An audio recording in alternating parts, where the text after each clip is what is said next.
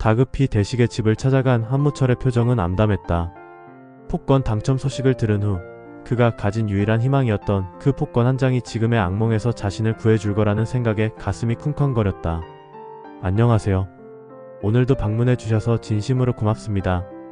구독과 좋아요 감사드립니다. 김대식, 복권 어딨어? 기억 안 나? 내가 술 마시고 너한테 운전 대신 시켰을 때. 무철의 다급함이 묻어나는 목소리에 대식의 표정은 굳어 있었다. 하지만 대식의 눈빛에서는 이미 결심한 듯한 냉정함이 엿보였다. 아니 무슨 소리야? 너 갑자기 무슨 헛소리 하는 거야? 복권이라니 난 그런 거 받은 적 없어. 무철은 대식의 변명이 거짓임을 직감했다.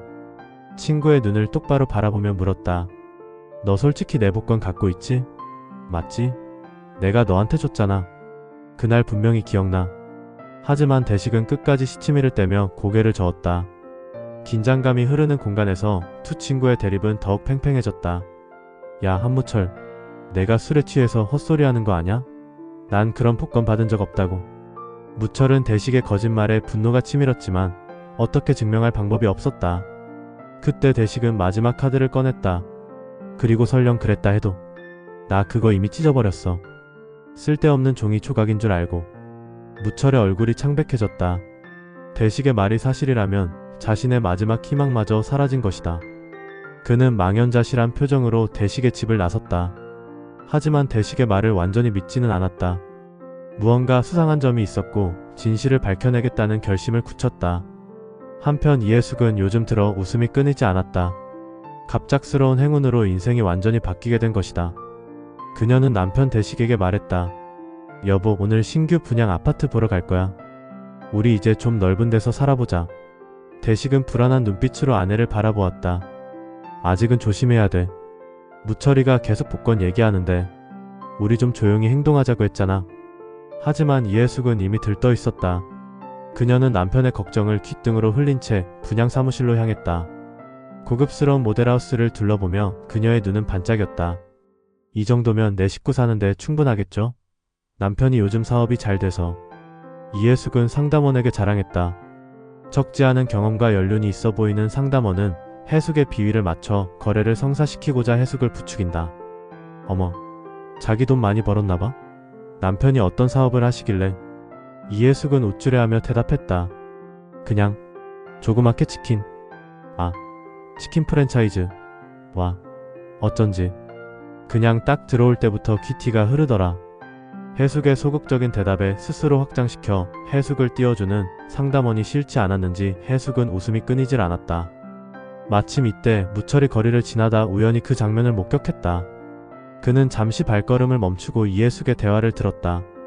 그리고 또다시 의심의 불꽃이 살아나기 시작했다. 대식이 자식? 분명히 복권을 가지고 있어. 확실해. 한편 무철의 상황은 점점 더 악화되고 있었다. 사기 사건에 연루되어 명의가 도용된 통장으로 피해자들의 돈이 입금된 것이 밝혀지면서 그의 계좌는 가압류 처분을 받게 되었다. 뿐만 아니라 사기 피해자들이 무철의 집 앞에 모여 농성을 하며 소란을 피워 경찰의 도움으로 겨우 해산시키는 일도 있었다. 이후 법원 통지서를 받아든 무철의 표정은 더욱 암담해졌다. 이것만은 막아야 해. 무철은 남은 재산이라도 지키기 위해 아내 이미자에게 부동산 명의를 변경하기로 결심했다. 여보, 내 명의로 된 부동산 다 당신 이름으로 바꿔야겠어. 이미자는 남편의 갑작스러운 제안에 놀랐다. 갑자기 무슨 소리야? 무슨 일이 있는 거야? 무철은 아내에게 자신이 처한 상황을 모두 설명했다. 사기 사건에 연루된 것, 자신은 피해자라는 것. 이미자는 한숨을 내쉬며 말했다. 이제 우리 어떡해? 하지만 이렇게 재산을 옮기는 게 법적으로 문제 없을까? 지금은 어쩔 수 없어. 우리가 평생 모은 재산을 다 날릴 순 없잖아. 두 사람은 무거운 마음으로 서류 절차를 밟기 위해 정리하던 중 큐태를 떠올렸다. 무철은 어렵게 최규태의 집을 찾았다. 지난번에 자신이 했던 모진 말들이 생각나 얼굴을 들기가 쉽지 않았다. 그는 조심스럽게 문을 두드렸다. 큐태가 문을 열었을 때 그의 얼굴에는 피로와 절망이 깃들어 있었다. 아들의 수술비를 마련하지 못한 아버지의 모습이었다. 큐태야, 미안해. 내가 지난번에 한 말 너무 심했어. 큐태는 잠시 무철을 바라보다가 한숨을 내쉬었다. 됐고 왜 왔냐?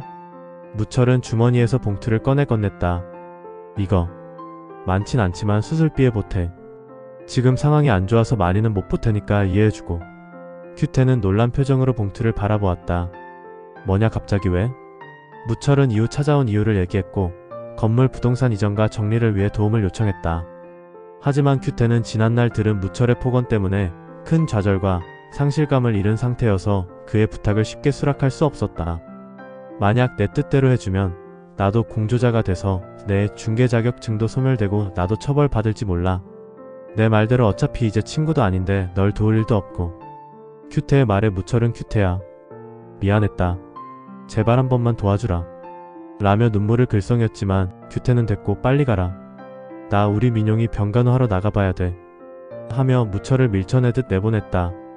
큐태는 무철과 헤어지고 속이 상하고 답답한 마음에 대식의 대박치킨을 찾아갔다. 심란한 얼굴로 술을 찾는 큐태를 위로하며 모처럼 같이 한잔하자는 대식. 이후 무언가 끙끙 앓는 큐태에게 답답하다는 듯 대식이 한마디 한다. 말해봐 임마. 그래야 내가 널 도와줄 거 아냐? 큐태는 대식이 가족이 안 그래도 보증금 인상으로 집과 가게를 내놓고 돈이 부족해 움직이지도 못하는 상황을 누구보다 잘 알고 있기에 자신의 고민을 속 시원히 말도 못하고 있었다. 한편 서우는 석진의 말을 곱씹으며 혼란스러웠다. 나는 서우씨가 태영이를 안 만났으면 좋겠어요. 라는 석진의 말이 자꾸 떠올랐다. 혹시 석진씨가 나를 좋아하는 걸까? 서우는 석진의 진심을 오해한 채 그에 대한 감정이 조금씩 달라지고 있었다. 다음날 서우는 용기를 내어 석진에게 연락했다. 석진씨 시간 되면 잠깐 만날 수 있을까요? 할 말이 있어서요. 두 사람은 카페에서 만났고 서우는 조심스럽게 말을 꺼냈다. 지난번에 하신 말, 혹시 석진씨가 저를... 석진은 서우의 말을 듣고 당황했다. 아 그게... 서우씨 오해가 있는 것 같아요. 제가 그런 말을 한 건 태영이 때문이에요. 태영 오빠요. 순간 태영이와 약속한 말이 생각나 더 이상 아무 말도 해줄 수 없어 안타까웠지만 보기 딱해서 최대한 서우를 위해 조언을 해주고 싶었다. 태영이가 서우씨에게 큰 열정이 없어 보여서요. 나중에 괜히 서우씨가 상처받을까 싶어 미리 말씀드리는 거예요. 서우는 이 상황을 어떻게 받아들여야 하나 싶은 마음에 얼굴이 붉어지고 혼란스러워하며 속으로 생각한다. 이 사람 나를 좋아하는 게 분명해. 괜히 애둘러 태영 오빠 핑계를 대잖아. 석진은 부드러운 미소를 지으며 말했다. 제가 좀 오지랖이죠. 아무튼 걱정돼서 하는 말이니 오해 없길 바래요. 그럼 이만 일어나시죠. 서우는 돌아오는 길에 자신의 감정을 정리했다. 태영에 대한 진짜 마음은 무엇인지, 그리고 오늘 석진에게 느꼈던 심쿵한 감정은 한시적이었는지 마음이 복잡해졌다. 한편 무철은 대식이 폭권을 가지고 있다는 확신을 갖고 행동에 나섰다. 그는 법적인 조언을 구하기 위해 변호사 사무실을 찾았다. 제 복권을 친구가 가로챘어요. 하지만 제가 그걸 증명할 방법이 없습니다. 변호사는 고개를 저었다. 증거가 없으면 법적으로 대응하기 어렵습니다. 혹시 폭권을 건넨 당시 목격자나 증거가 있나요? 무철은 절망적인 표정으로 고개를 저었다. 그때 문득 한 가지 생각이 떠올랐다. 그날 우리 집 앞에 주차를 했고 CCTV. 희망의 불빛이 보이기 시작했다. 무철은 바쁘게 집으로 들어와 CCTV 영상을 확인했다. 운 좋게도 한 달치 영상이 보관되어 있었고 무철은 그날의 영상을 볼 수 있었다. 영상에는 어두웠지만 분명히 자신이 대식에게 폭권을 건네는 장면이 담겨 있었다. 무철은 바로 대식의 집을 찾았다. 이번에는 그의 표정에 자신감이 넘쳤다. 김대식, 너 솔직히 말 안 하면 정말 가만 안 둘 거야. 대식은 여전히 강경한 태도였다. 또 폭권 얘기하러 왔어? 내가 이미 말했잖아. 그런 거 받은 적 없다고. 무철은 조용히 휴대폰을 꺼내 CCTV 영상을 보여주었다. 화면 속에는 분명히 대식이 무철에게서 복권을 받는 장면이 찍혀 있었다. 대식의 얼굴이 창백해졌다. 그는 말문이 막힌 채 영상을 바라보았다. 이제 어떻게 할래? 나는 법적으로 대응할 수도 있어. 하지만 우리 오랜 친구 아니냐? 마지막으로 기회를 주는 거야. 대식은 한동안 말이 없었다. 그의 눈에는 복잡한 감정이 교차했다. 결국 그는 한숨을 내쉬며 말했다. 무슨 헛소리야. 그 복권은 내 거야. 나 대리운전 시켜놓고 내가 돈 주기 싫으니까 복권 준 거잖아. 뭐? 대리운전? 이젠 말을 막 하네. 내가 언제 너한테 대리운전 시켰어? 내가 돈 줬어? 내가 도와달라니까 내가 와서 해준 거지. 이 말에 화가 난 대식은 헛소리 그만하고 가라. 법적으로 하던지 말던지. 이게 어디 와서 행패야. 또 한 대 맞아볼래? 하며 엇박하여 무철을 내보냈다. 과연 대식과 무철 그리고 규태 세 사람의 우정은 여기까지일까요? 돈 때문에 40년 우정이 완전히 깨지기 일보 직전. 대운을 잡는다는 것은 온전히 물질적인 것이 아니라 인생의 진정한 가치를 깨닫고 소중한 관계를 지켜나가는 것임을 다시 한번 자각하게 됩니다. 이상으로 이번 회차 예상 스토리를 마치겠습니다. 다음 회차도 구독과 좋아요 시청 부탁드립니다. 다시 한번 감사드립니다.